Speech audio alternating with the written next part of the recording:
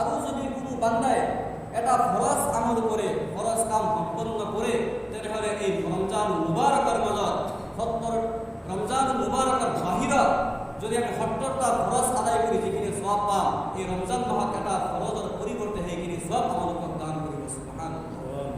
তে এনেকুৱা অপাৰ আমালোকৰ কাৰণে ৰাখিছে।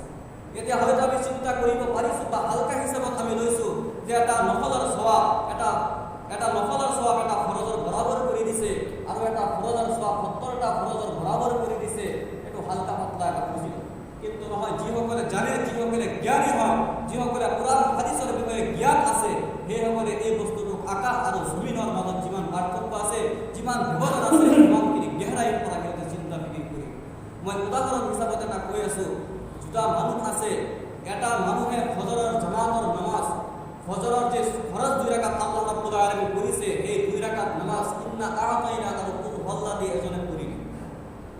ইন্না আ'তাইনা আর কুল আল্লাহ কই হুরু সূরা কুরআনুল কারীমের মধ্যে কোন সূরা নাই।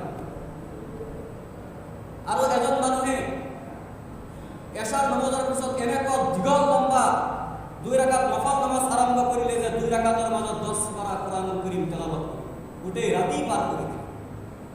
আর সেই মানুষজনে ফরজ নামাজ, ফজৰৰ ফৰজ নামাজ আদায় নকৰে। তেনেহ'লে আমি সকলোৱে কম যে এই গোটেই ৰাতি যি ইবাদত কৰিলে, যে দীঘল দীঘল নামাজ কৰিলে, সেই নামাজ ফজৰৰ যি বান্দাই নামাজ কৰিলে তাৰ 1 ৰাকাতৰ 1 সেকেন্ডৰ সমান কোনোদিন হ'ব নোৱাৰে।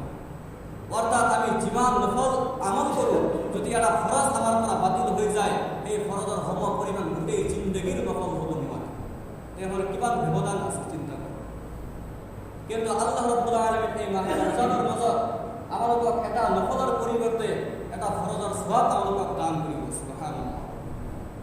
মহান আল্লাহ ৰাব্বুল আলামিনেৰ হাবিব সাল্লাল্লাহু আলাইহি সাল্লাম এই ৰমজান আহাৰ পূৰ্বে, ৰমজান আহাৰ আগ মুহূৰ্তত এনেকুৱা দান বিলৰ ব্যাপাৰে এনেকুৱা আগ্ৰহ কৰিছিল, এনেকুৱা প্ৰবাহিত হোৱাৰ নিচিনা হৈ গৈছিল, এখানে দান কৰি বহুত ভাল পাইছিল। এখানে ৰমজান মুবাৰক আহাৰ আগ মুহূৰ্তৰ পৰা এখানে ধন সম্পদ সংৰক্ষণ কৰিছিল, যাতে কৰে ৰমজান মাহত থেকে দান কৰিব পাৰে। ৰমজান মুবাৰকেৰ মাজত এনেকুৱা ফজিলতৰ দিন আছে, এনেকুৱা কিছুমান ফজিলত আছে। হুজুৰ আকৰাম সাল্লাল্লাহু আলাইহি সাল্লাম এখানে হিজৰি যেতিয়া মক্কা বিজয় হৈ গ'ল 8 হিজৰিৰ মাজত, তাৰ পিছৰ তামাম জিন্দগীৰ মাজত এটা বছৰো তেখেতে ইতিকাফ এৰি দিয়া নাই। গোটেইটো জিন্দগী এখানে ইতিকাফ কৰিছে প্ৰত্যেক বছৰে। 8 হিজৰিত যেতিয়া মক্কা বিজয়ৰ যে যুদ্ধ হৈছিল, জিহাদ হৈছিল, সেই জিহাদৰ সময়ত তেখেতে ইতিকাফ কৰিব পৰা নাছিল। তাৰ পিছৰ বছৰত তেখেতে 20 দিন ইতিকাফ কৰিছিল। ইতিকাফৰ ডাঙৰ ফজিলত, সেই পৰিকল্পনা আমাৰ অন্তৰত আনিব লাগে।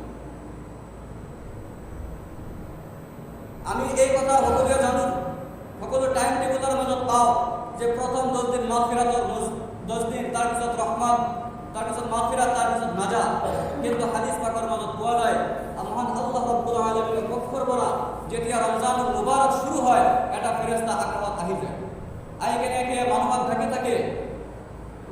আকাশত তামাম ৰহমতৰ দৰওয়াজাবিলাক খুলি দিয়া হয়, আৰু জাহান্নামৰ দৰওয়াজাবিলাক বন্ধ কৰি দিয়া হয়, আৰু ডাঙৰ ডাঙৰ শয়তানসকলক শিৰকলৰ দ্বাৰা বন্দী কৰি দিয়া হয়।